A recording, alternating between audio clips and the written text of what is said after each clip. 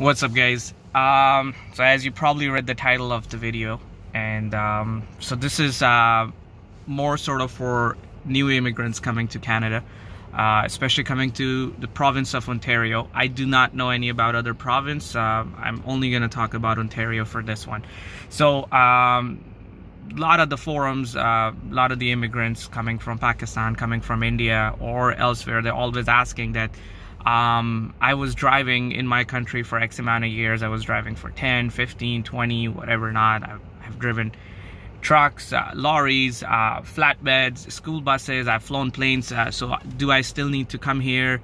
And after I have given my written G1 test, do I still have to go for G2, or I can get some sort of exemption or equivalent G2 exemption, and then I can just appear for G test? You sure could do that. However, I do not recommend doing that. And the reason why I do not recommend doing that is, first of all, I was 16 when I came here.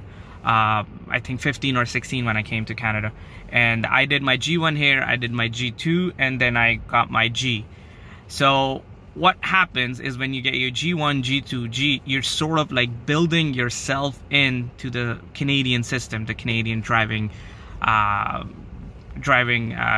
license and all that system properly, right? You go for your G1, which is your written, then you go for your G2, which is your intermediary sort of like transitioning license, which you hold, where you have some sort of restrictions, and then G with no restrictions, right?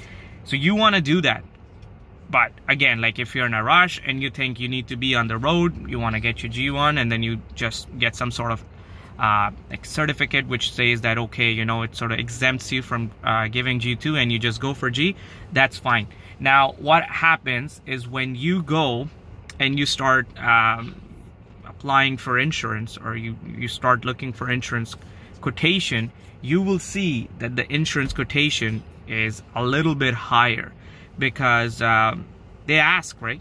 Insurance companies, they will always ask you, when did you acquire your G1, when did you acquire your G2, and when did you get your G? So basically they're trying to see how much record do you have, and have you gone through all the steps. But when they see that, yeah, you got your G1 20 days ago, or like a week ago, and then you got your G, then they already know that, you know what, you're brand new and you do not have so much Canadian road experience. And again, right now, the way they're doing the G test, it's a joke. It's a complete joke, guys.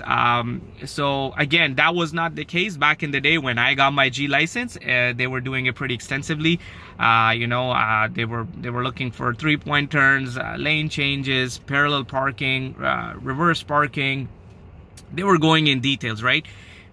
People were so paranoid back in the day, they were not even trying to do the test in GTA. They were going to Far Cities, Golf, and whatever not, and they were getting their G license from there, right?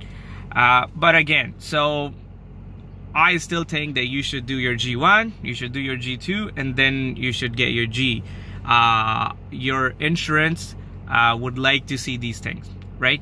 Now, once you have got your G license, and once you're searching for, or you're shopping around for insurance codes, a lot of guys, what they're doing, they would get an insurance code and they would be like, okay, I've got my insurance code now, and I would stick with this company for half the term or something like that, and then they would break the term, they would pay a penalty, break the term, and then go for another company, and they were only giving them about $100-200 cheaper at max for the whole year.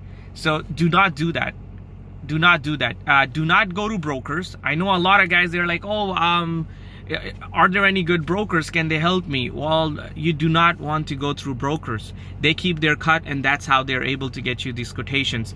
There are big companies out there, Intact, Desjardins, TD Milosh-Monic, I don't know if they're still there, you know, Bel Air, Onlia. You can search online, and when you call them, and then they will give you a quotation. Just be honest when you are filling the online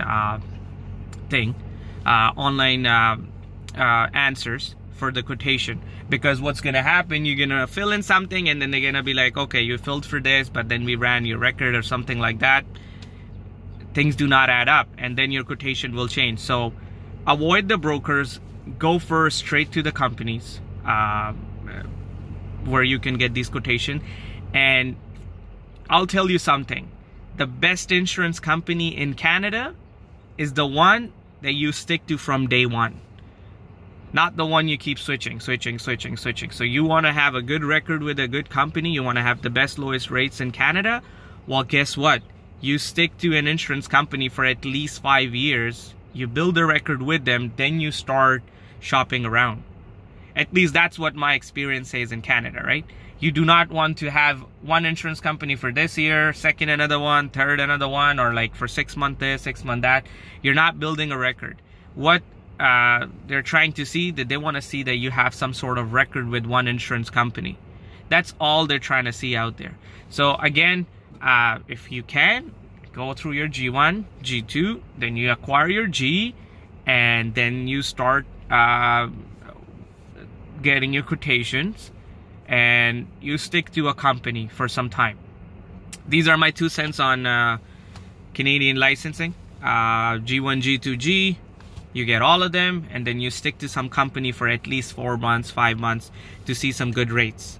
And that's how, like, you will see year after year, your premium will start going down. As long as you're a good driver, you're not doing anything rational, unsafe, not getting a lot of tickets, accidents, and stuff like that. Stay safe, everyone. I'll try to see if I can make another quick video, whatever you guys commented for the last time. Bye.